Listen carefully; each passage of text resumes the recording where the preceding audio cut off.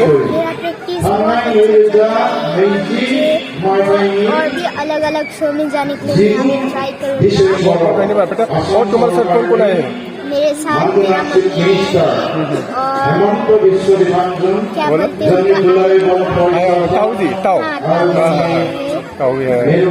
ऐसे हमारा वेलकम रहा, ठीक है बेटा। और कभी ऐसा मौका मिलेगा तो ऐसे ही हम मिलेंगे और बुलाएंगे तुमको हमारे चौला पे। ऐसे ही तुम्हारा जारी रखो प्रैक्टिस बेटा। और क्या क्या है अभी रियलिटी शो में जाने का कुछ ऐसा? कुछ ऐसा नहीं है, अभी प्रैक्टिस चल रहा है।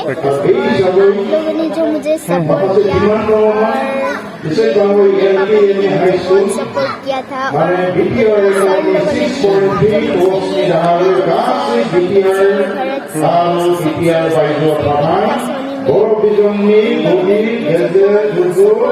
हाँ बेटा। बहुत सपोर्ट किया है और आप लोग की वजह से आज विनर बन पाए।